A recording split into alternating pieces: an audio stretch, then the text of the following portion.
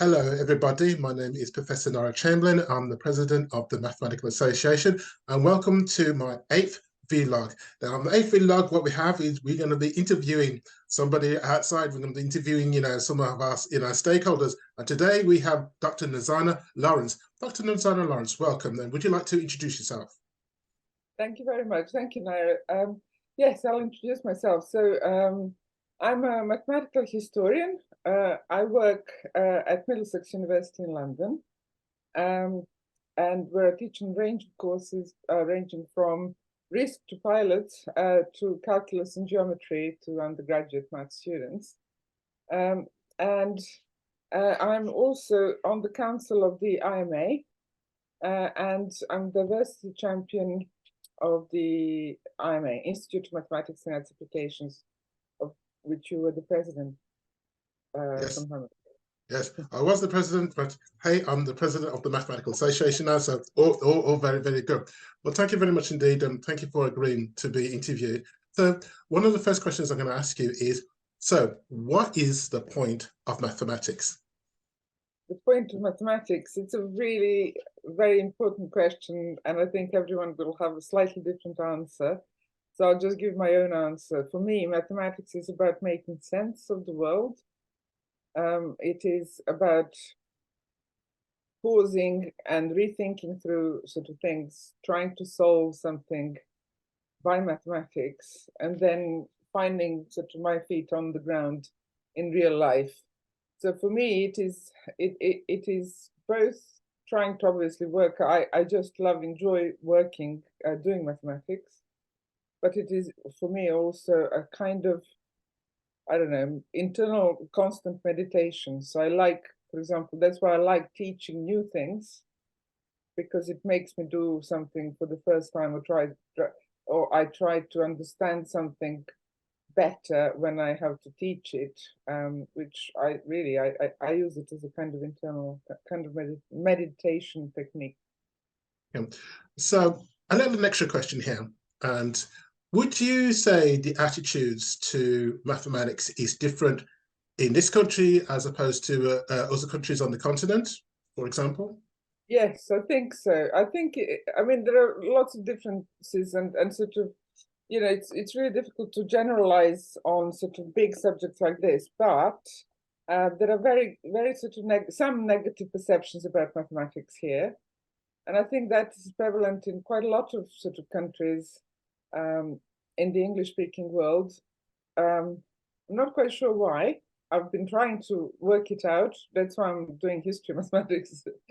But yes, in some cultures, mathematics is not seen as something that is negative or scary. So it's a particular kind of aspect of mathematics that quite a lot of people are doing research on.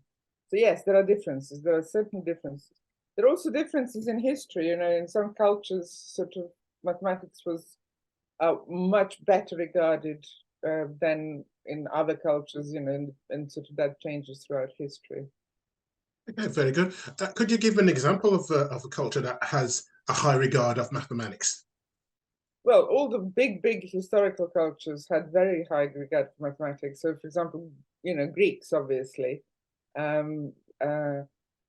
I would also say this is my sort of favorite period. The French have, or the sort of French from the revolutionary period had hugely high respect and regard for mathematics, and they saw it as something through which they could build the state.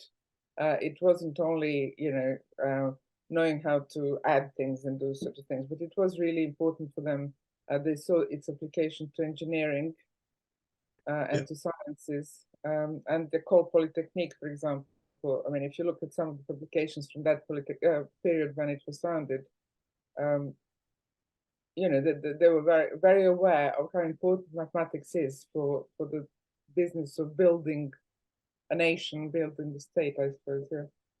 Yes, and I totally agree with that, because the times I go to Paris and I look up at the Eiffel Tower and I see the names of mathematicians written on the side of the Eiffel Tower. So we may need to start a campaign. We need to have the names of mathematicians be written on the side of Big Ben and on Buckingham Palace. There you go. Absolutely, absolutely.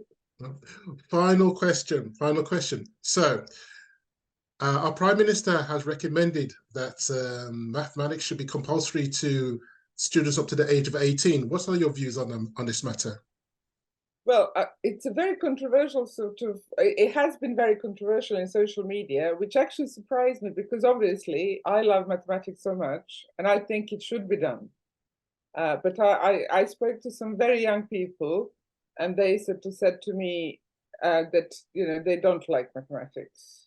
And that is a sort of little bit of a vicious circle because some of these kids think that it's boring or it's not relevant to them. They actually use the word irrelevant, which is strange because that is the word that was most commonly used when there was some kind of national survey done quite a long time ago, about 20 years ago now. So that is still there, that young people see it as irrelevant. So we're obviously doing something wrong. We need to, I think this is where the greatest work needs to be done and I think you're doing a fantastic job, particularly in that respect, to show how mathematics actually matters. Why is it important for everyone? So when that work is done a little bit more, I think then educationally, it's going to be much more acceptable. But for me, yes, of course, I want everyone to learn mathematics for much longer and much better. Well, thank you, Dr. Snezana Lawrence. You heard it straight from there. Mathematics matters. So it doesn't matter whether you're 1, 2, 3, 4-year-old, 5-year-old, mathematics matters. 6, 7, 8, 9, 10, up to 18, mathematics matters. Thank you very much indeed for a brilliant interview. And this is Professor Nira Chamberlain, President of the Mathematical Association. I look forward to the next vlog next time. Thank you. Thank you, Dr. Lawrence. Thank you.